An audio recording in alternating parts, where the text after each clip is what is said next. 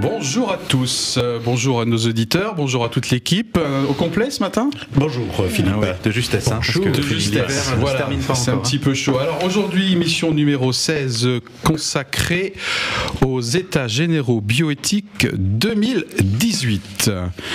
Alors, pour lancer ce sujet, quelques éléments de contexte. Nous sommes en phase de préparation à la révision de la loi bioéthique qui devrait avoir lieu, cette révision, je parle fin de l'année. Nous sommes dans une phase dite préalable, puisqu'en fait, depuis quelques années, tous les 7 ans maintenant, il est prévu qu'effectivement cette loi soit révisée et qu'elle fasse l'objet d'une phase un peu de consultation préalable. Nous sommes dans un contexte où la science et les technologies médicales progressent à une vitesse grand V, avec une question assez simple à prononcer, moins simple à mon avis à traiter. Est-ce que ce qui est possible est souhaitable? D'ailleurs, le président du CCNE, Comité consultatif national d'éthique, merci, c'est l'expression qu'il utilise. Quelques exemples pour clarifier le sujet, puisque cette loi, dans les années passées, a notamment décidé, en tout cas légiféré sur la congélation des ovocytes, sur la recherche des embryons sous conditions, ou autre exemple, sur l'interdiction du clonage humain. Ces états généraux ont été lancés le 18 janvier dernier. Et ça sera la 4e loi depuis 1994. Messieurs, mes invités habituels, première réaction, quelle corde sensible en priorité ce sujet fait vibrer chez vous? Marc, je dirais 2 points. Quel monde voulons-nous et quelle place faisons-nous à ce que l'on considère être la vie? Très bien, ben ceci est dit, merci, et que ceci soit accompli. J'adore le ton professoral. Merci Marc.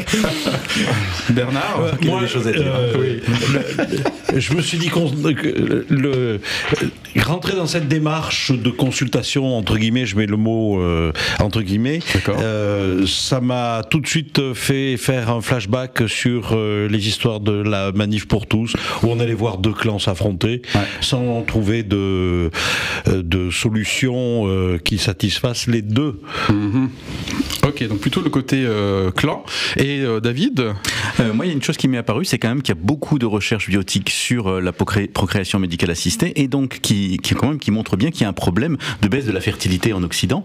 Et moi, comme j'ai toujours une fibre écologique qui s'agite, je me dis quand même que voilà, on est en train de déployer des grandes techniques pour régler un problème certainement qui est un problème de pollution. Alors, le plan de notre émission aujourd'hui, dans quelques instants, je vais vous proposer qu'on clarifie quand même quelques aspects, parce que moi, en tant qu'auditeur ou en tant que témoin de l'actualité, des fois, je peux peut-être entendre prononcer des mots, des concepts, des sigles, et sans forcément avoir cherché à creuser, donc on aura un petit point de clarification. On se posera ensemble quelles sont bien sûr les questions et les grands enjeux que pose ce type d'actualité. On verra, je rebondirai sur ce que Bernard a dit, quelle ligne de fracture potentielle ces questions peuvent poser dans la société, en tout cas ici française. Nous verrons ensemble quelle lecture macroéconomique on peut en faire. J'ai dit macroéconomique. Oui. Ouais, mais c'est pas économique que je voulais dire en fait. Hein. D'accord. C'est une lecture macro, tout court, tout simplement. Même si la réalité économique n'est pas exempte de tous ces sujets-là, loin de là. Vous êtes tellement magnanime, je vous adore. Ne serait-ce que l'incidence que telle décision peut avoir sur des labos. Voilà, mais c'est mon profil qui ressort. Et enfin, nous terminerons par un éclairage biblique dans quelques instants. Éclairage, éclairage, éclairage. Sur une tendance de société, sur une actualité, un débat pluriel et surtout, de bonne foi.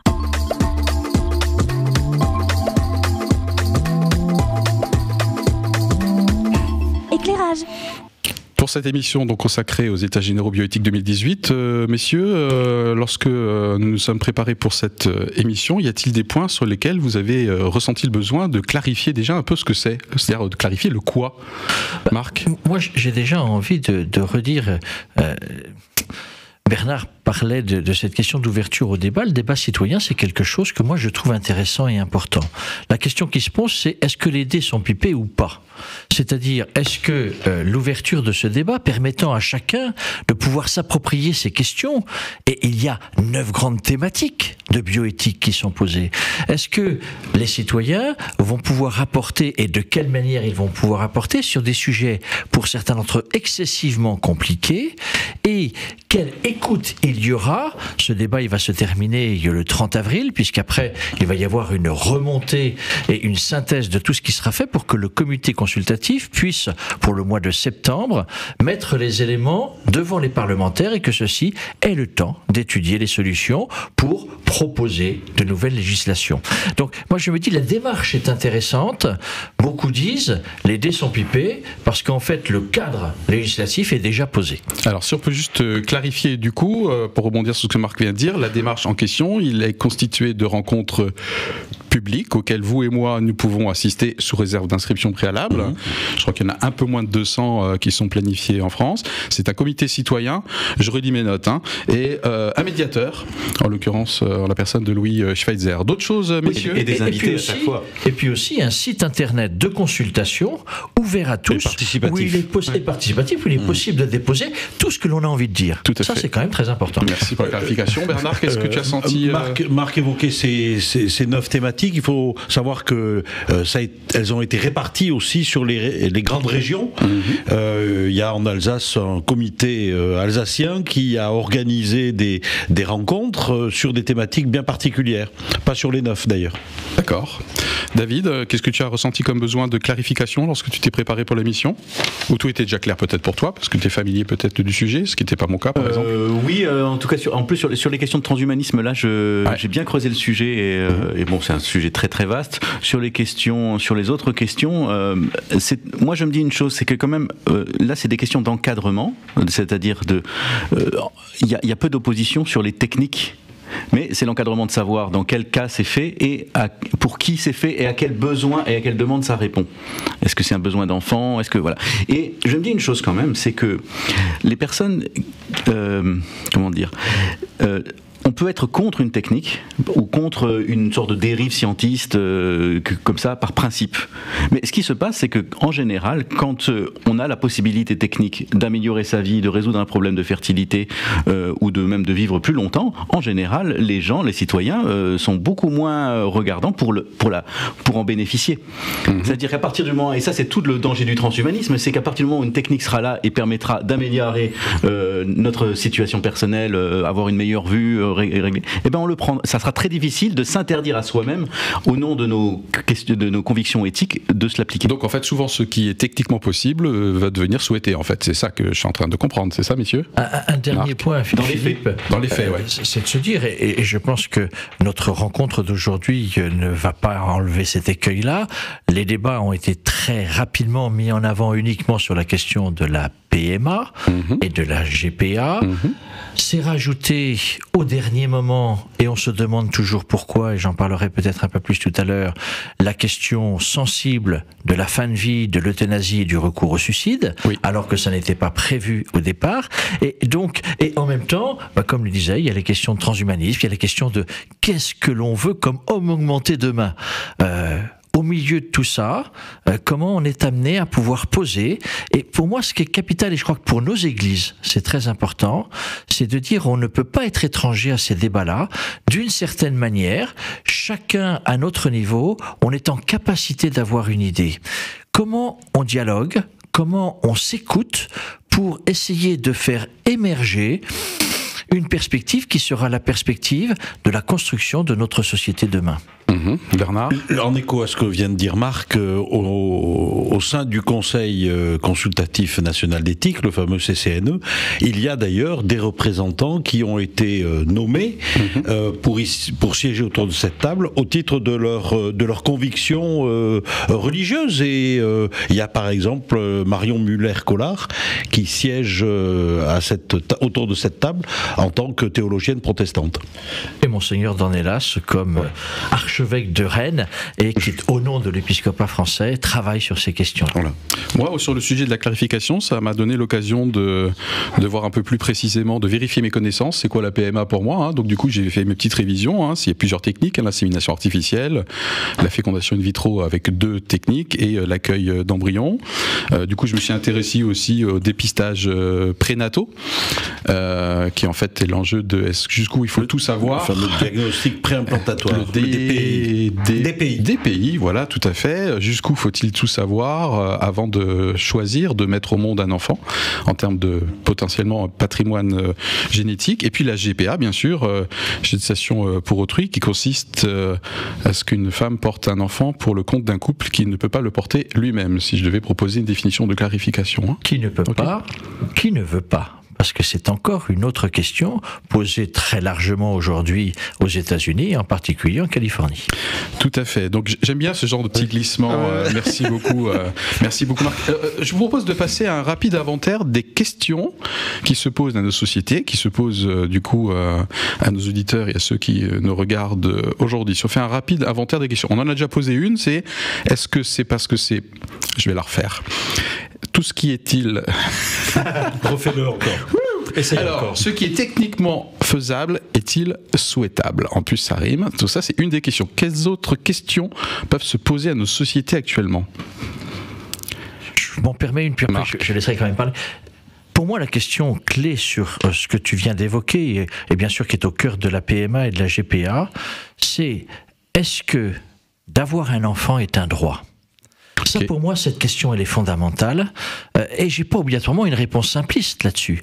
Il est légitime qu'une femme veuille avoir un enfant et que quand elle est confrontée à l'impossibilité d'en avoir, elle cherche les moyens de pouvoir dépasser cela. Et pour autant, est-ce qu'on peut baser notre législation sur le fait que avoir un enfant est un droit?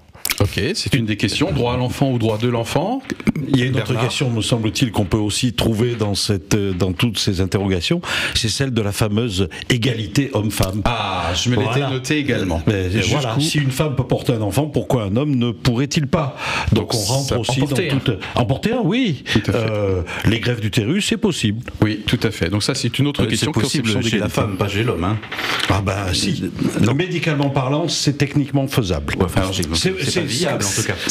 C'est pas demain, mais c'est dans les tuyaux. Techniquement, c'est faisable. Tout à fait. Et ça serait cohérent si on suit les arguments d'une conception de l'égalité au sens égalité sociale. Et voilà, bref, ça pose la question de discrimination biologique. Parmi les questions, les enjeux, David? Bon, moi, j'ai quand même un petit peu l'impression, mais je peux me tromper, que c'est quand même un peu des questions rhétoriques. Ces questions de droit à l'enfant et de fait que les hommes pourraient avoir les mêmes droits que les femmes pour avoir des enfants. Je pense qu'on choisit ces choses-là parce qu'il y a des personnes qui le disent, comme il y a des personnes qui disent tout dans le monde, on peut tout retrouver. Et je trouve que voilà, c'est peut-être un petit peu caricaturé les aspirations de beaucoup de gens dans leur famille. Mais je sais pas, peut-être que je me trompe, peut-être qu'il y a des millions de personnes ou des millions de couples homosexuels qui veulent absolument porter un bébé, mais je crois pas. Je crois pas. Je crois que ça représente quelques personnes pour moi, et que on pointe ces aspirations de certaines de ces personnes, parce que tous les couples homosexuels ne veulent pas forcément rentrer dans ces questions de procréation. Je pense qu'on est là pour un petit peu disqualifier peut-être un petit peu toutes les autres choses qui nous dérangent. Voilà, j'ai un petit peu l'impression qu'il faut... Et ce serait quoi ces autres choses qui dérangent, David? Par exemple, je sais pas, la PMA pour les couples de femmes homosexuelles. Voilà. Donc dire on peut pas évaluer l'opportunité aujourd'hui dans la loi 2018 d'autoriser les couples de femmes homosexuelles à pratiquer la PMA. On peut pas disqualifier ça simplement en disant oui, mais après l'étape suivante ça va être de greffer un utérus sur un homme. Je trouve que c'est pas loyal pour le débat. Ouais, alors c'est vrai que là, du coup tu es parti sur 2 directions. La première, c'est est-ce qu'à un moment donné les sujets qui font débat société sont réellement partagés dans la vie réelle par un grand nombre de personnes qui sont à la fois concernées et qui sont désireuses? Donc ça, c'est une première question. Et tu as cité après un autre aspect. Oui, ce qu'on pourrait potentiellement après, est-ce que du coup ce dont on est environné en termes de bruit médiatique correspond à la réalité de la société que vous et moi on peut constater tous les jours? Voilà. En tout cas, on a toujours peur d'ouvrir une boîte de Pandore. Et c'est vrai que si on autorise une technique, on essaye de réfléchir quelles vont être les conséquences futures, comment cette technique va être mal utilisée et va menacer la stabilité de la société. Je pense que dans les années précédentes, les premières expériences de procréation médicalement assistée, ne serait-ce que la stimulation ovarienne juste par hormones, je pense que ça a déjà occasionné une levée de bouclier et des personnes considéraient qu'on était en train de manipuler la vie. Alors, pourtant, je pense que beaucoup de gens maintenant y en font appel, et même dans les églises. Ouais, et en même temps, David, qu'est-ce que ça veut dire? Qu'est-ce que l'on prépare comme humanité pour demain? Bien sûr que c'est possible. Bien sûr qu'on voit que les évolutions des mentalités sont fortes. Et on va vers quoi? Je posais la question du transhumanisme tout à l'heure. On va vers quoi? Quel humain on veut? Est-ce que demain, toutes les capacités, en particulier de la révolution numérique, de la sphère nanoscientifique, etc., qui permet aujourd'hui de penser autrement l'homme, est-ce que c'est souhaitable pour notre humanité? Moi, c'est la question que je pose de manière... Enfin, je crois qu'il faut qu'il n'y ait aucun sectarisme, mais quand même de se dire, est-ce que demain, on accepte que, d'une certaine manière, l'homme soit... Alors le terme est peut-être impropre, mais un peu télécommandé pour pouvoir gérer son existence. Alors, Marc, je te pose une question. Puis ensuite, je laisse la parole à Bernard. Piège, mais est-ce que tu considères que la stimulation ovarienne est une technique que l'on peut utiliser pour régler les problèmes de fertilité qui sont très prégnants aujourd'hui dans notre société? Alors, je pense que, et c'est là le cadre qui est compliqué, oui, il y a des situations qui peuvent... Pourquoi on refuserait cela? Là aussi, il n'est pas question de revenir en arrière. On pourrait refuser ça parce qu'on pense que c'est une porte ouverte. On peut avancer, il y a des situations qui permettent de pouvoir résoudre des questions ô combien difficiles humainement pour tel individu. Je crois que ce serait dommage, mais, et c'est tout à fait le cadre de la loi, jusqu'où, comment, et derrière, qu'est-ce que ça met en avant? Pour moi, tu vois, ce que j'observe de loin aux États-Unis sur, justement, et là plus le cadre de la GPA, qui devient quelque chose de quand même de plus en plus répandu, c'est-à-dire que j'ai envie d'avoir un enfant, mais j'ai pas envie de me coltiner une grossesse, eh bien, je paye, pour que quelqu'un puisse porter cet enfant à ma place et que cet enfant devienne mon enfant. Ben moi, ça m'interroge. Bernard, c'est vraiment... j'ai une belle-sœur et donc un beau-frère qui se sont mariés et qui pendant 8 ans, 9 ans, 10 ans, n'ont pas réussi à avoir d'enfants. Ils ont tout essayé. Et voyant que ça n'aboutissait pas, stimulation ovarienne, in vitro et tout le reste, voyant que ça ne se déclenchait pas, même avec ces aides techniques, je vais le dire comme ça, et ils sont rentrés dans une démarche d'adoption. Et ben aussi bizarre que cela puisse paraître, alors que le processus d'adoption était bien lancé. C'est classique. Oui, c'est classique, mais c'est simplement... Ils ont eu un bébé par les voies naturelles, j'allais dire. Voilà. Ça, c'est quand même incroyable. Une petite question technique, j'ai un doute, la stimulation ovarienne conduit-elle à un moment donné à sélectionner des embryons et du coup à en détruire certains? Non, ok, donc c'était juste une question technique, parce que du coup pour moi j'aurais une objection à titre personnel par rapport à ta question sur les techniques sur lesquelles je serais en accord ou pas pour des raisons scientifiques ou pour des raisons morales. En l'occurrence pour moi c'est une raison morale. Au titre des questions que ces débats posent, on en a cité quelques-unes, il y en a d'autres, c'est le père est-il indispensable dans l'éducation, dans la procréation à un moment donné, et bien sûr le lien biologie-filiation. C'est vraiment une des questions centrales à un moment donné qui est derrière ces états généraux. Et enfin, il y a les aspects économiques, jusqu'où ça sera remboursé par la sécurité sociale, avec tous les enjeux de remboursement de sécurité sociale. En tout cas, dans les articles, je pense que vous et moi, nous avons lu pour préparer notre émission, cette question apparaissait aussi avec des lignes de fracture. Il faut le faire, il doit accompagner les évolutions de la société. D'autres disaient, on est déjà en dette, c'est pas à nous d'accompagner un désir d'enfant, etc. Voilà ici par rapport aux questions. Quelques lignes de fracture potentielle ou de clivage sur ces questions, messieurs. en laissant se dessiner. David qui a pris un grand souffle. En laissant se décider un peu dans nos échanges déjà. La ligne de fracture, c'est où est-ce que je place le curseur de ce que je vais appeler mes règles de vie au sens de la morale, au sens de l'éthique. Est-ce que j'accepte d'aller dans la démarche de stimulation ovarienne, puisqu'on parlait de ça tout à l'heure, hein, il y a d'autres réalités, ou est-ce que je vais jusqu'à la fécondation in vitro, est-ce que je vais donner mon sperme, est-ce que j'accepte que ma compagne congèle ses ovocytes, et ainsi de suite. David, par rapport à la filiation, là, j'avais une réaction parce que personnellement, je pense que la filiation n'est pas d'abord biologique.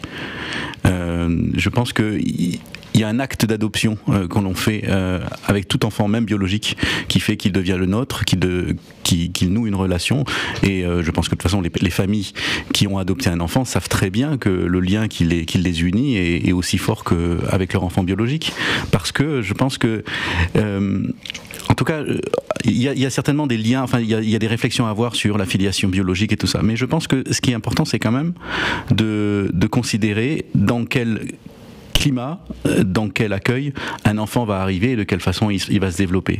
Et là, on sait que par le passé, dans toute l'histoire de l'humanité, il y a eu beaucoup de variations là-dessus, sur le fait de savoir quelle était la bonne façon d'accueillir un enfant dans une famille et de l'aider à s'épanouir. D'ailleurs, pendant des siècles, l'enfant n'avait pas forcément une position très importante, déjà parce que son espérance de vie était assez faible, donc c'est vrai qu'il y avait un rapport différent avec la place de l'enfant. Maintenant, un enfant a une espérance de vie très forte, donc on investit aussi d'une façon différente, affectivement, l'arrivée d'un enfant. En termes de clivage, si on devait un peu, au risque d'être un peu caricaturaux, qu'est-ce qui est globalement, qui fait beaucoup de bruit en faveur de toutes ces évolutions? Quels sont les groupes sociaux ou les courants, sans utiliser le mot de lobby, ce qui pour moi serait un petit peu connoté, qui sont globalement plutôt en faveur de toutes les évolutions qui sont mises sur la table aujourd'hui? Puisqu'on parlait de clivage, hein, disons les choses quand même. Ouais, il y a ceux qui sont dans une démarche que je vais qualifier exprès d'hyper favorable à toutes ces évolutions accompagnées par la technique. Ce sont les mouvements féministes, ce sont les mouvements hyper féministes, je dirais même, peut-être. Les mouvements LGBT, clairement. Voilà. Et par opposition, ceux qui sont contre sont ceux que l'on a vus, c'est pour ça que j'en parlais tout à l'heure, au moment de la manif pour tous, tout à fait, les mouvements que l'on va qualifier là aussi de façon hyper caricaturale d'un autre âge, de réac, de rétrograde, même homophobe, parfois. bien sûr, voilà. L'insulte suprême. Voilà, et au milieu de ça, il y a des millions de personnes qui n'ont pas envie que des questions religieuses polluent forcément tous les débats scientifiques, et que aussi qu'il n'y ait pas une sorte de proclamation d'un droit absolu à avoir un enfant. Je pense que des millions de personnes sont là.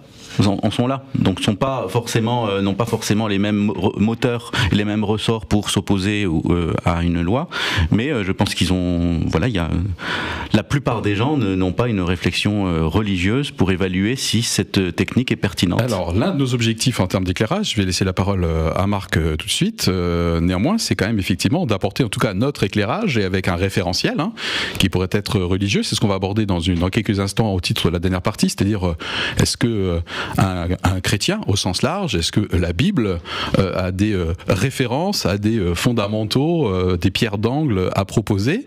C'est ce qu'on verra dans un instant. Marc, tu voulais réagir? Oui, et un peu lié à cela, moi j'espère, et j'espère encore pour longtemps, que dans le débat public, dans la confrontation d'idées, les religions, les familles religieuses, comme on les appelle, ceux qui croient en un Dieu, et pour nous, ceux qui croient en un Dieu qui s'est fait homme, qui est venu partager notre humanité, pourront contribuer, participer, faire entendre leur voix dans ce débat-là. Pas du tout avec des idées étroites, etc., mais il y a une conception de l'homme. Ce que je voulais mettre en avant, intéressant, oui. Parce que ça m'interroge beaucoup par rapport à toutes les questions du développement scientifique. Légitime. Et il faut qu'on avance là-dessus. Et les chercheurs sont formidables pour nous. Mais les chercheurs et les scientifiques eux-mêmes, prenons le professeur Tesla, eh bien, par rapport à tout ce qu'il a créé, ô combien il alerte aujourd'hui, en disant...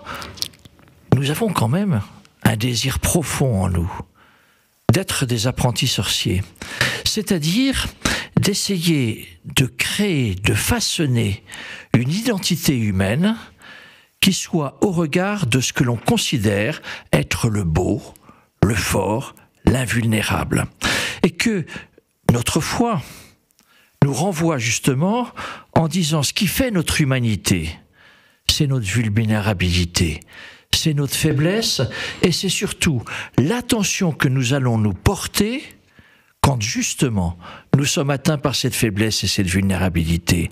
Pour moi, il y a fondamentalement là la question de la construction de notre rapport humain, du lien que l'on se donne, de l'attention que l'on se porte, en ne disant pas « mais demain », la science va pouvoir balayer tout ce qui est faiblesse pour faire un homme soi-disant idéal, vieux fantasme de toute l'humanité. Je crois que là, ça nous ramène, et j'espère qu'il y aura encore beaucoup de voix qui rappellent cela. Ok, oui. Et ça me pose la question effectivement à un moment donné, quel est le référentiel? Je vous cite simplement une prise de parole du directeur du département opinion de l'IFOP, donc l'organisme qui a relativement récemment fait un sondage pour sonder les Français, sont-ils plus ou moins pour ou contre la PMA, la GPA, d'accord? Et par rapport aux résultats qui seraient discutables, on n'a pas le temps de le faire aujourd'hui, je vous lis sa phrase. Nous assistons à un basculement anthropologique dans la société française à la faveur de la déchristianisation de la société et de la poussée de l'individualisme. Je cite. Ok ? Donc moi, ce qui me semble important, c'est qu'on dépasse largement le fait que des normes ou des références soient exclusivement dites religieuses, et à mon avis assez vite balayées par notre société, en tout cas française aujourd'hui, mais justement par rapport à des référentiels de vie et une conception de l'homme. Toujours sur cet aspect macro, David, avant qu'on aborde des aspects bibliques. Oui, alors quand tu disais que notre société est peu christianisée, je pensais au moment où tu le dis qu'aux États-Unis, ces deux mondes-là cohabitent, c'est-à-dire un monde ultra christianisé, ultra conservateur, et de l'autre côté, un monde, des populations qui sont, qui n'ont plus de tabou et qui rentrent dans qui ont vraiment peut-être presque une ambition, je ne sais pas s'ils ont une ambition, certains oui, de vraiment améliorer l'humain au-delà de ce que la nature a créé au départ. Et au-delà de la thérapie, puisque c'est une autre question. Oui, tout à fait. C'est effectivement, à un moment donné, jusqu'où on va dans la thérapie, c'est-à-dire que j'ai bien entendu l'hommage aussi de Marc aux chercheurs, et c'est jusqu'ù, à un moment donné, et puis l'homme augmenté, ça prête à un autre sujet, jusqu'où on l'améliore en fait, notamment avec un outil révolutionnaire, l'outil qui permet d'éditer le génome, le fameux ciseau, alors je vais essayer de le prononcer, CRISPR-Cas9, je crois, voilà, qui permet de cibler concrètement une portion d'ADN chez vous ou chez moi, et de faire un copier-coller en gros, enfin couper-coller, c'est-à-dire je l'enlève et je le remplace par une bonne séquence. Donc moi je suis admiratif d'un point de vue scientifique, mais ça veut aussi dire qu'effectivement jusqu'où à un moment donné on va, indépendamment même de la religion, en termes de conception de l'homme et de référentiel. Voilà, en tout cas ce que dit le directeur de l'IFOP, moi je le traduis, comme ça, c'est qu'en fait la référence n'est plus externe, c'est l'homme qui trouve sa propre référence. Donc après c'est ce dont on est en train de discuter. Ça rejoint un peu ce que disait David tout à l'heure. Bernard. Oui, non, mais le jour où ça me concerne, j'aurai une autre approche peut-être. Sur ce plan-là, c'est un peu ce que tu disais aussi dans la référence. On le voit bien, notre société, est-ce un bien, est-ce un mal? Moi, je l'interroge au moins, mais de plus en plus en avant, sans cesse plus en avant, la question de mon désir personnel doit être un désir qui demain doit s'exécuter. Et je me dis là, ça m'interroge parce que je crois que c'est pas ça qui nous fait humains. Ok, Bernard. Donc, mon désir devient un droit. C'est ce que je disais tout à l'heure. Tout à fait. Mais si mon désir est possible techniquement, il est proche de devenir un droit. Après, c'est exactement ce qui est en train de se passer, puisqu'en fait, on parle des droits sexuels et reproductifs pour tous. Non, mais ça, c'est effectivement très très clair, notamment en dissociant l'amour, la sexualité, de la procréation. Mais en même temps, ce que dit David, l'amour. c'est ce que dit dissocier David, l'amour de la procréation. Je vois pas qui dit ça, qui veut qu'on dissocie l'amour de la procréation. C'est bien la tendance. L'amour ? Bah oui. Comment on peut juger l'amour d'un couple qui va avoir un enfant ? Non, c'est pas bien compris. L'idée, c'est parce qu'on est en train de dire, on est simplement en train de dire que potentiellement des tendances de la société, c'est de dissocier à un moment donné la vie amoureuse. Ok, tu peux avoir après des techniques de procréation au-delà de ton partenaire avec lequel tu es amoureux, sexuel, hétérosexuel ou homosexuel, et la sexualité qui peut être, voilà, c'est le fait que, par exemple, dans un couple, le tout n'est pas relié forcément. La sexualité avec l'amour, voilà. Ça je vois bien. L'amour et la procréation, je pense que c'est moins clair, la dissociation. D'accord, très bien. Ce que disait David, moi j'insiste parce que je crois que c'est au cœur justement du besoin d'une société de définir des lois de bioéthique. Oui, c'est sûr. C'est-à-dire que ce n'est pas parce que la science, la recherche le permet que pour autant ça va s'inscrire dans notre manière de fonctionner ensemble. Donc dans le socle législatif qui va construire notre société demain. Et je pense qu'à un moment donné, il y a nécessairement, oui, des formes d'interdits, d'attention, de limites à mettre en place. On est dans cette logique, enfin, pour moi, alors, je fais vraiment rapidement le parallèle, mais c'est tout ce que l'on a créé aussi, qui a amené le développement de la bombe atomique, etc. Est-ce qu'à un moment donné, il ne sera pas temps de dire, ça suffit, c'est interdit, parce que moralement, on ne peut pas accepter de créer quelque chose qui, potentiellement, puisse détruire l'humanité. C'est derrière notre avenir qui est en jeu. Ok. C'est toi qui parlais d'apprenti sorcier, je crois, tout à l'heure. C'est moi. Il reste 7 minutes dans cette émission. On parlait de normes potentielles ou de morale. Nous sommes dans le cadre d'une radio chrétienne pluraliste. C'est une illustration autour de la table aujourd'hui. Est-ce qu'il y a des choses dans la Bible en termes de référentiel avec lesquelles on serait d'accord ou pas, mais est-ce qu'il y a quelque chose qui permettrait d'aider nos auditeurs à se forger une opinion avec une référence qui dépasse ses propres désirs? Est-ce que vous voyez des choses dans la Bible pour vous, ou en fait la Bible, non, c'est pas le sujet? Alors, il y a, je vais prendre parce que c'est une position d'actualité, les évêques de France qui étaient réunis à Lourdes viennent de faire un texte fort par rapport à la question de l'euthanasie et de la fin de vie, en disant, on a aujourd'hui justement tous les moyens scientifiques pour permettre que l'accompagnement de fin de vie se fasse en douceur, avec un respect des uns et des autres. Cette réalité scientifique, elle n'est pas développée partout. Il y a des questions économiques, il y a des questions de non-répartition sur le territoire, etc. Et ça, finalement, devant la douleur que ça occasionne, ça amène à dire il est normal de pouvoir légitimer, face à la souffrance, un droit à tuer. Est-ce que nous le rappelons? Parce que c'est notre foi, c'est tu ne tueras pas. Quelles que soient les circonstances, tu ne tueras pas. Et donc derrière, c'est tu ne tueras pas, c'est que tu as invité à trouver les moyens de la fraternité. Ça, c'est notre foi. Ok, donc là, Marc, il est complètement dans la question que j'ai posée, hein, c'est impeccable. Après, j'aimerais entendre aussi David, Bernard. Alors, il reste 5 minutes. 5 minutes, alors je vais être très bref. La Bible commence par un récit de GPA. Oui. Tout de suite, je suis désolé s'il m'a donné la parole avant, David. Mais ça n'est pas vrai. Mais je sais, ça n'est pas vrai. Mais c'est pas tout à fait comme ça que ça se... Mais tu veux parler de la Genèse? Oui, tout à fait. Ouais. Le couple de la Genèse. On peut parler d'Isaac et Ismaël aussi. Voilà. Abraham et Sarah ne peuvent pas avoir d'enfants, et c'est Abraham avec la servante. Et puis ensuite, Agar, voilà, et ça donne naissance, et il donne naissance, et ça devient un des fils d'Abraham, Ismaël.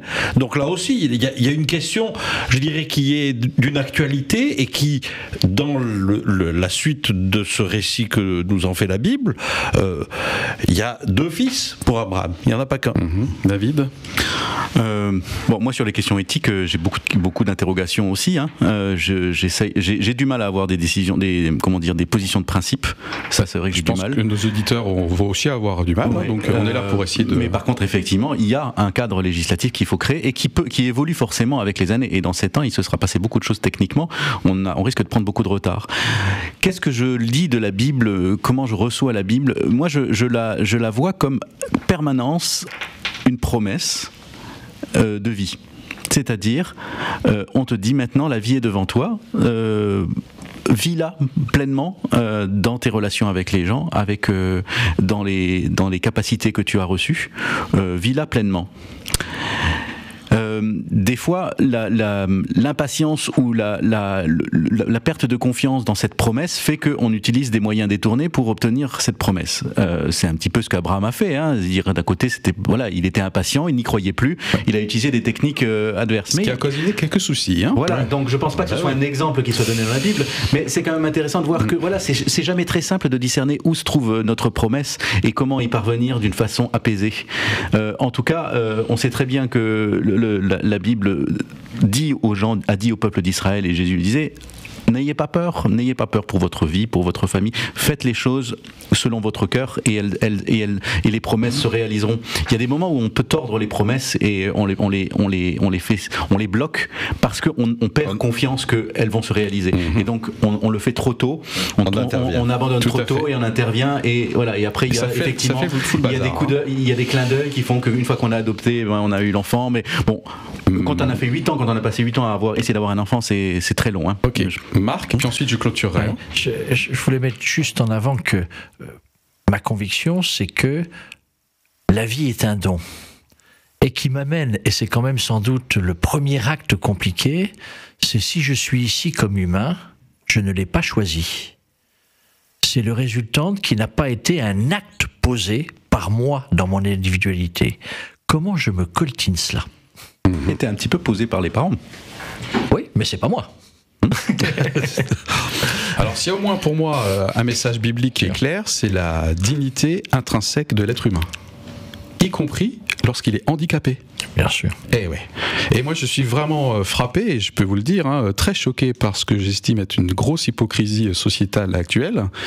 C'est qu'en même temps on fait beaucoup de lois, y compris pour des aménagements d'accès handicapés. Je suis concerné puisque j'ai un cabinet libéral, que nous avons célébré par exemple le décès de le scientifique Hawking. Merci.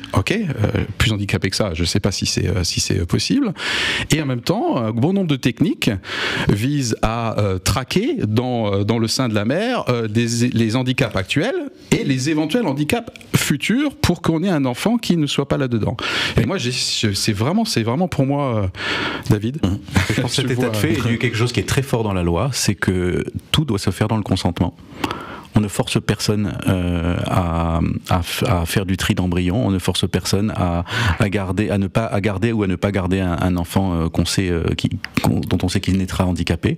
Voilà, je pense que c'est quelque chose qui est important de conserver, c'est qu'il n'y a aucune raison sociétale qui devra décider à la part d'une personne. À mon avis, on y va tout droit. En tout cas, mon épouse, lorsqu'elle a accouché, elle a dû presque signer comme quoi elle refusait de faire des tests supplémentaires en cas de grossesse qui accoucherait, etc. Donc, en tout cas, c'est vraiment la dignité intrinsèque de l'être humain, y compris dans le handicap, et de célébrer aussi la qualité de l'être humain dans sa faiblesse et dans sa vulnérabilité. Je réagis à ce que Marc dit tout à l'heure.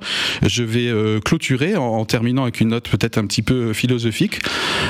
Au-delà après des aspects micro, c'est-à-dire qui peut toucher les gens et pour lesquels je pense qu'il faut vraiment avoir beaucoup d'empathie. Moi, je vois une manifestation à ce moment, et moi, quand je dis c'est une opinion personnelle, d'orgueil humain type Tour de Babel. Pour moi, un passage de la Bible, à la fois sur le plan technologique, sur le plan religieux et aussi sur le plan politique. Donc moi, c'est vraiment ça qui m'interpelle. C'est ma réponse à la question que j'ai posée en tout début d'émission, à laquelle je n'avais pas répondu moi-même. Quelle corde ça vient chercher spontanément? C'est plutôt la marche du monde et la place de l'homme lorsqu'il devient sa propre référence. Et aujourd'hui, force est de constater, avec aussi des bénéfices, que la référence de nos démocraties n'est plus théocentrée. Soit. Mais donc, du coup, pour moi, l'homme devient sa propre référence, qu'il essaye de construire, notamment avec des états généraux comme ceux auxquels on assiste aujourd'hui. Mais pour moi, en tant que chrétien, avec des dérives importante. J'ai juste envie d'ajouter, si tu me permets, ces états généraux, on n'y assiste pas, on est invité à y participer. Oui, bien sûr, et Philippe, pour justement clôturer, on peut se dire rendez-vous dans quelques semaines dans l'habitude de notre émission pour revenir sur ce sujet-là. Et peut-être, parce qu'on aura la synthèse des débats, de se dire où on en est et quelle orientation pourra être prise et comment on se positionne par rapport à cela. Du coup, le rendez-vous est certainement pris pour une émission rétrospective. Merci à toute l'équipe et à très bientôt pour une prochaine émission éclairage. Au revoir. Au revoir Philippe.